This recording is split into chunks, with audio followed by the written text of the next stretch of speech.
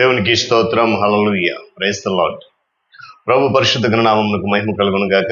క్రీస్తునందు ప్రియులారా, దేవుడు తన మహాకృపను బట్టి మరొక నూతన ఉదయకాల సమయంలో వేకునే రీతిగా ఆయన పాద సముఖంలో నివసించే ధన్యత మనందరికి అనుగ్రహించారు. అందును బట్టి ప్రభు విలువైన నామమునకు ఘనత కలుగును గాక.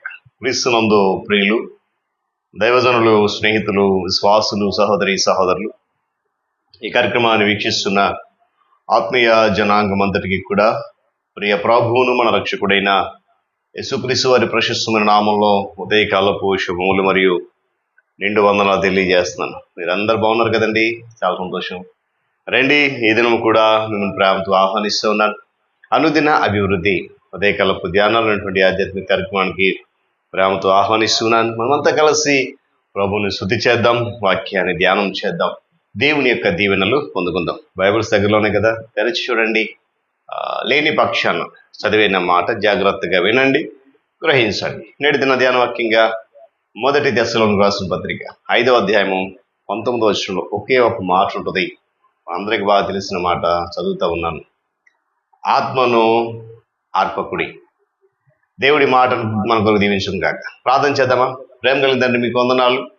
తిరిగి నూతన ఉదయకాల సమయంలో ఇటు రీతిగా వేకునే నీ మాటలు వినడానికి మేమంతా సిద్ధపడుతున్నాం. దేవుని దాసుడు నీ పక్షి నిలబడ్డాడు, బలహీనుడు వచ్చేవాడు, బలపరుచి నడిపించండి. యేసు నామమున అడుగుతున్నాం తండ్రి, ఆమేన్. మంచిది పిల్లరా, చదవనటువంటి మాట చాలా చిన్న మాట కదా, చదివారు ఎప్పుడైనా? ఎస్. ఇక్కడ ఆత్మను ఆర్పొద్దు అంటే ఎలా మనము ఆత్మను ఆర్పేటువంటి విధానం కలిగి ఉన్నాము అనే విషయాన్ని కొన్ని నిమిషాలు జ్ఞాపకం చేసుకుందాం.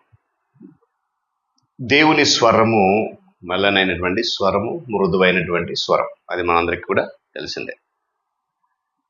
మనము దేవునితో సంపూర్ణమైన సహవాసంలో ఉంటే తప్ప, ఆయనతో ఏకత కలిగి ఉంటే తప్ప వినబడనంత మెల్లనైనటువంటి స్వరం అది. దేవుని స్తోత్రం కలిగి ఆయనతో మనకున్న సత్సంబంధాన్ని బట్టి మాత్రమే వినగలిగేటువంటి స్వరం. పరిశుద్ధాత్మ దేవుడు కూడా అంతే. ఏమండి? మెల్లగా, అంతే మృదువుగా ఆయన మన అంతరాత్మను తాకుతూ ఉంటాడు. మనలను నిమ్మళంగా హెచ్చరిస్తూ ఉంటాడు. సునిశ్చితమైనటువంటి ఆయన స్వరాన్ని వినగలిగేటువంటి సున్నితత్వం, సూక్ష్మ గ్రాహిత్య మనలో లేనట్లయితే ఆయన స్వరాన్ని మనము నొక్కివేసే వారంగా ఉంటాం.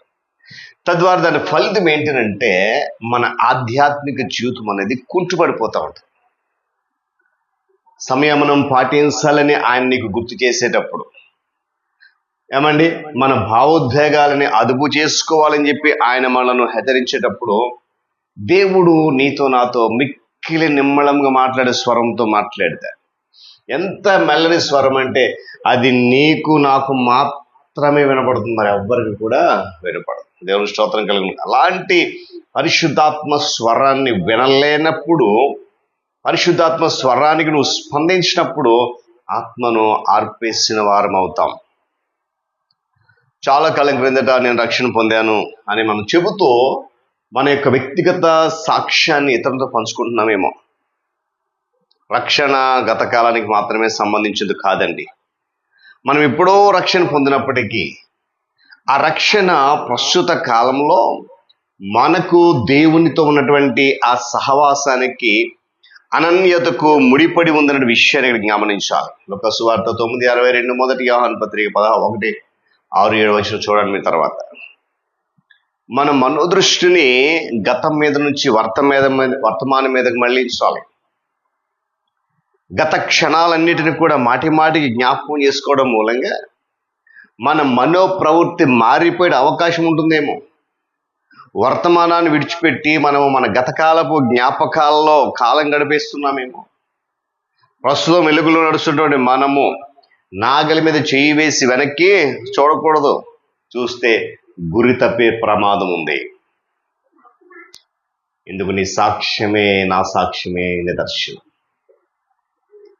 గత కాలంలో ఉన్నటువంటి రక్షణ అనుభవాన్ని జ్ఞాపకం చేసుకుంటూ మనం ముందుకు కదలకపోతున్నట్లయితే వెలుగులు ఎలా నడగలుగుతాం? పరిశుద్ధాత్మ దేవుడు మెల్లగా నీ హృదయాన్ని తట్టి నేను హెచ్చరిస్తున్నప్పుడు మనల్ని మనం వెంటనే సరి చేసుకోవడం అవసరం. లేనట్లయితే మనకు తెలియకుండానే మనలో ఉన్న పరిశుద్ధాత్మను మనం ఆటంకపరిచేవారుగా, ఆర్పేసే వారంగా ఉంటాం. నీలో ఉన్నటువంటి సహనానికి పరీక్ష ఏంటో తెలుసా? నీకు ఎదురయ్యేటువంటి సమస్యలే. దేవుడు నీ ఓర్పును పరీక్షించడానికి, నీ సహనాన్ని పరీక్షించడానికి సమస్యలు రప్పించవచ్చు. మన సహనం కోల్పోయినప్పుడు మనలో అపరాధ భావం కూడా చోటు చేసుకుంటుంది. సహనం కోల్పోయి అవిధేయత చూపించినందుకు మన హృదయంలో ఆవేదన కూడా ఉంటుంది. సహనం చూపించినప్పుడు, సంయమనం పాటించినప్పుడు దేవునికి స్తుతి కలుగుతుంది. నీలో నాలో నివసించే పరిశుద్ధాత్మకు ఆనందం కలుగుతూ ఉంటుంది. పరలోక తండ్రికి, పరిశుద్ధాత్మకు దుఃఖం కలిగించి ఏ పని కూడా మనము చేయకూడదు. కనుక ఈ మాటలు వింటున్న మనం అందరం కూడా ఆత్మను ఆర్పేటువంటి కార్యాలు, ఆత్మను ఆర్పిన ఆలోచన మనలో ఉంటే తొలగించుకుందాం. పరిశుద్ధాత్మ సహాయంతో ముందుకు నడుద్దాం. ప్రార్థన చేసుకుందాం. ప్రేమ కలిగిన తండ్రి, మీకు వందనాలు. తిరిగి నూతన ఉదయకాల సమయంలో విలువైన నీ మాటలు, అద్భుతమైనటువంటి మాటలు విన్నాం నాయనా. నిజమే, మాలో ఉన్న పరిశుద్ధాత్మను ఆర్పేసే కార్యకలాపాలు, ఆలోచన, ప్రవర్తన మాలో ఉంటే సరి చేసుకోవడానికి అవకాశం ఇస్తున్నందుకు స్తోత్రాలు. సహాయం అనుగ్రహించి దీవెనతో నింపండి. యేసయ్య నామమున అడుగుతున్నాను తండ్రి, ఆమేన్.